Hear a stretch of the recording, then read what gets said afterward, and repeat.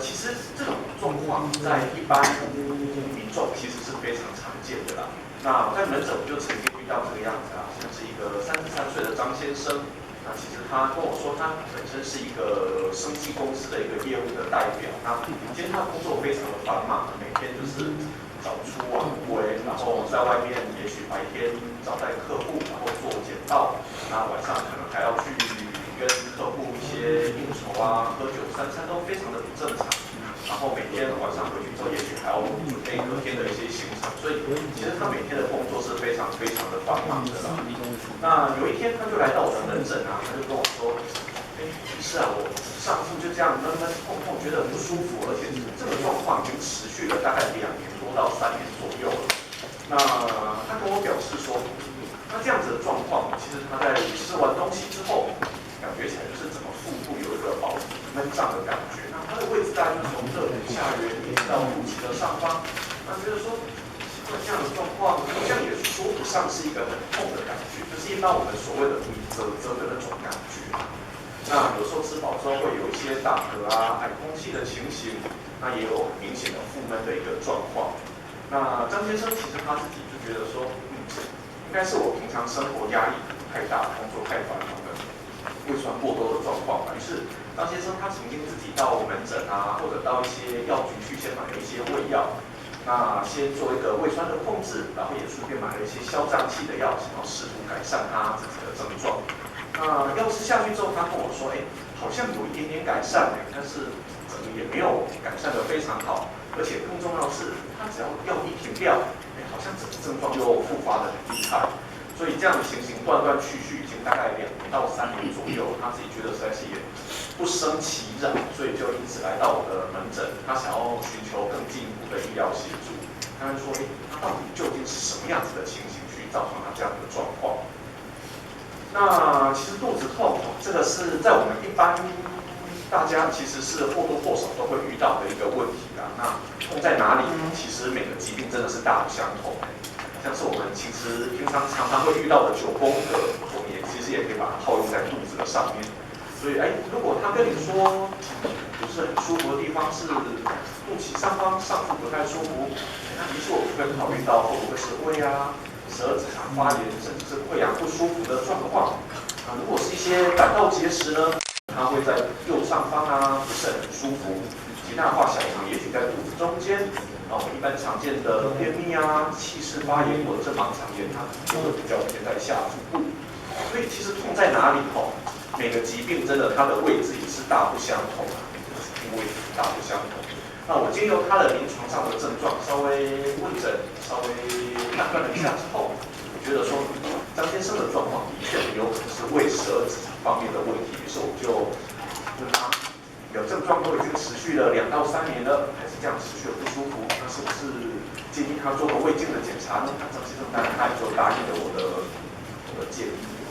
那我帮张先生安排了一个胃镜的检查。那其实检查过后，明显的发现到胃啊、12指肠还有他的食道其实是没有很大的一个问题，就是说其实里面并没有看到任何引发疼痛的溃疡啊，看到一些明显的胃食道逆流的情形。不过整个胃部呢，看起来黏膜看起来就是不是很健康的一个黏膜啦。我们一般正常看起来会粉粉色的、淡淡的，那应该呈现一个很均质的感觉。但是我在做胃镜的时候就发现到说，感觉起来好像有一点点萎缩的一个状况。我看到它黏膜底下血管啊，整个都变白了，而且底下黏膜血管也都看得很明显，然后上面还有一些不正常的一些斑块在上面。那在胃镜的当下，我就跟张先生说，你这个胃部看起来是有一个萎缩性的胃发炎的状况，那我就必须针对他的黏膜看起来奇怪的部分做一些切片的检查。那接下来病理报告结果也告诉我们说，张先生他的胃部除了有萎缩性胃炎之外，那它里面也有一些所谓的小肠黏膜化生的状况，加上胃幽门杆菌的感染。那因此，张先生他的不舒服的情形，也许初步得到了一个答案。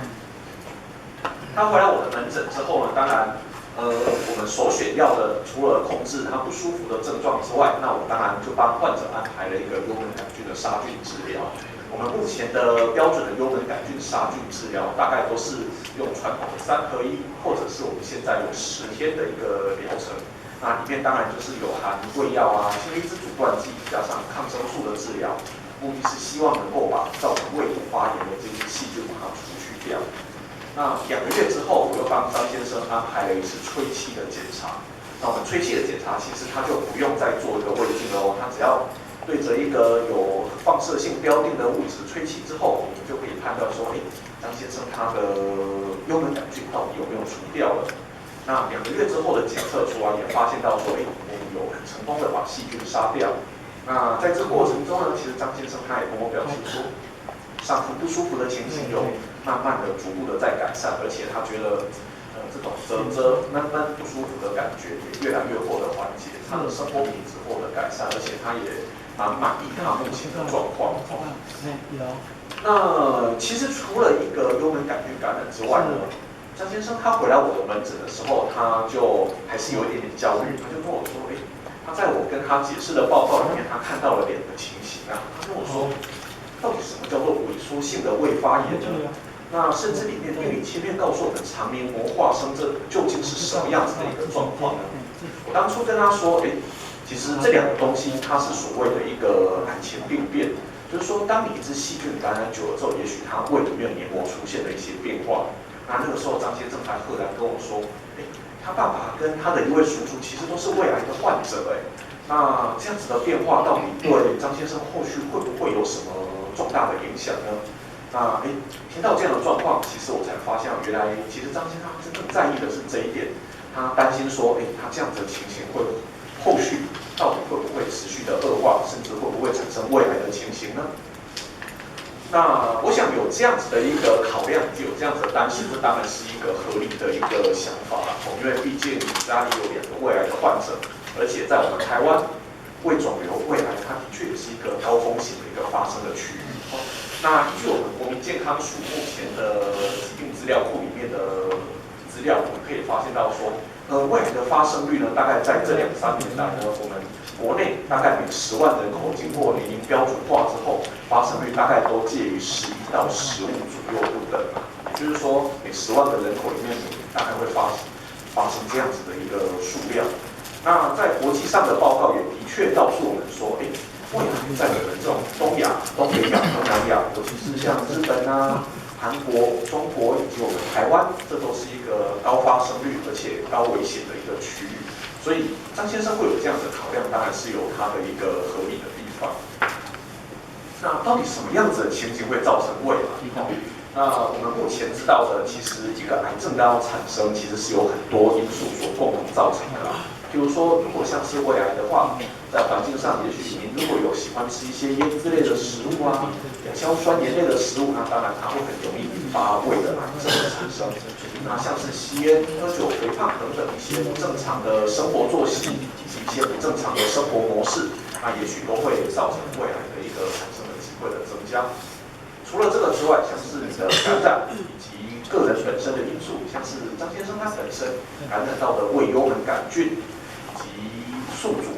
个人本身的因素，像是如果你本身就是一个胃癌的近亲的家属呢，或者你本身是某些特殊血型的患者，那也许都是属于一个胃肿瘤的一个高发生的风险区。所以我当时我就跟张先生提到说，胃癌的发生其实它是有这么多的一样的原因，都有可能会造成一个胃癌的产生。那其实值得我们注意的一件事情其实是所谓的幽门杆菌的感染。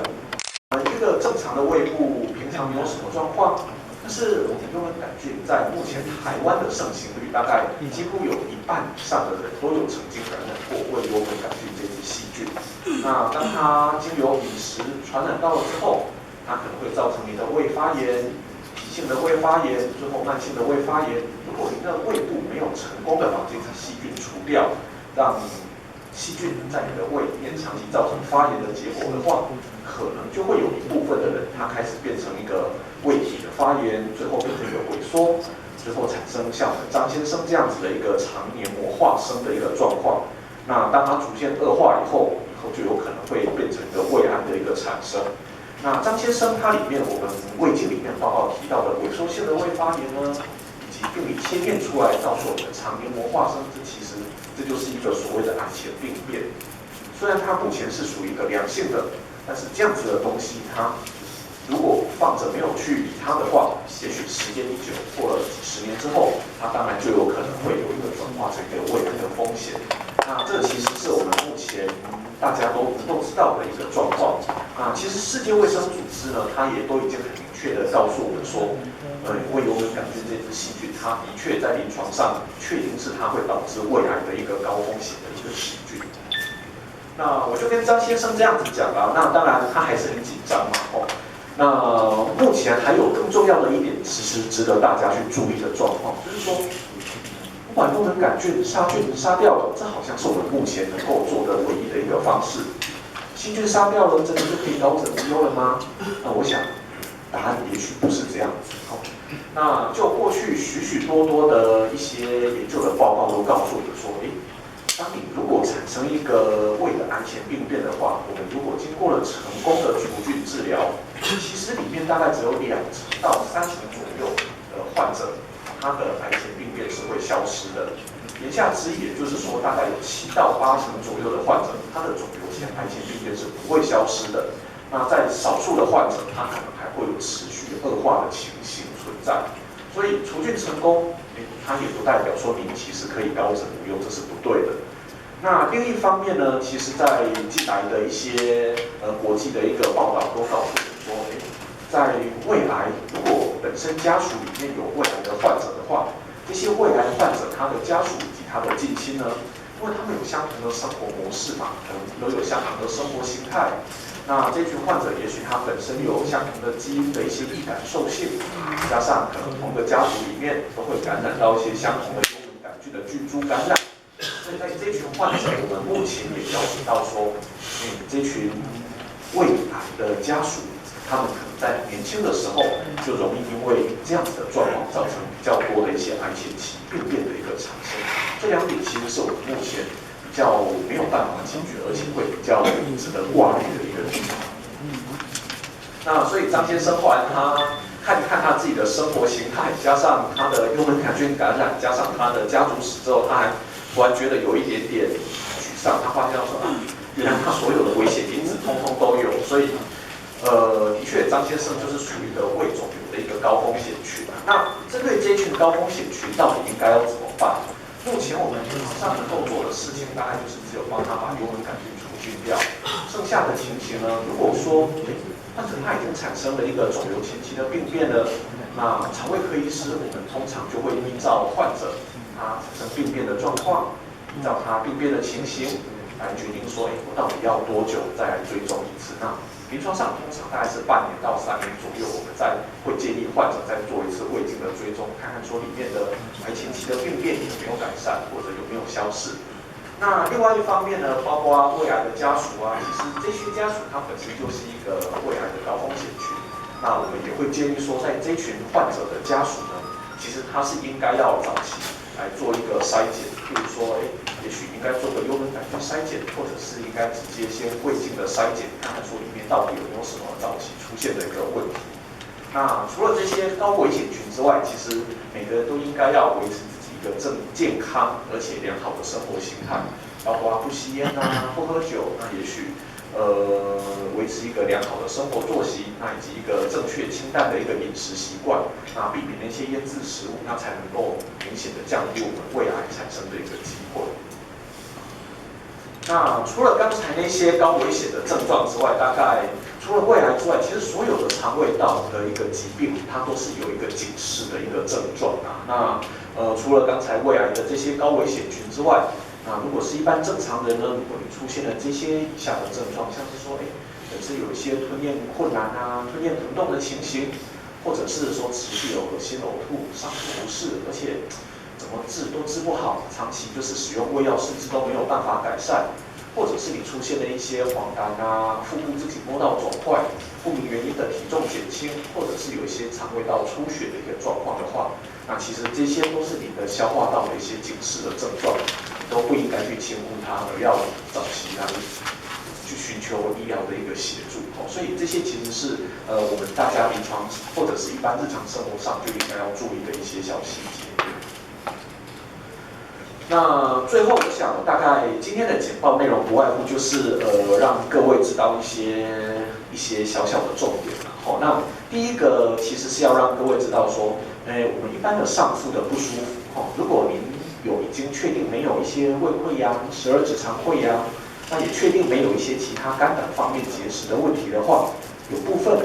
真的他是有感觉细菌感染的病人，如果除菌之后，的确某些人他的症状是获得改善的。但是呢，这支细菌其实它在临床上它是有一个致癌的风险的，它会让我们的胃部从一个胃发炎变成胃癌前期的病变，最后甚至有导致胃癌的危险性。所以，如果已经产生这些癌前期病变的患者呢，他是必须要长期在肠胃科的门诊做一个长期的一个追踪，观察里面的一些肿瘤的一些胃癌前期的一些变化。除此之外呢，在一些高风险群的一个胃癌患者的家属，他也不能够轻忽，必须可能要回来医院，由肠胃科医师来帮他做一个早期的筛检。除了胃癌之外，其实所有的消化道的疾病，它都可能有一个警示的一个症状。如果出现一些危险的临床症状啊，那各位也千万不能轻忽，一定要早期回来医院，请专业的医师来帮您做一个鉴别的诊断，以免错失掉您治疗的一个黄金的期间。好，所以这是我今天做的一个简报，那也希望各位记者朋友看，如果有什么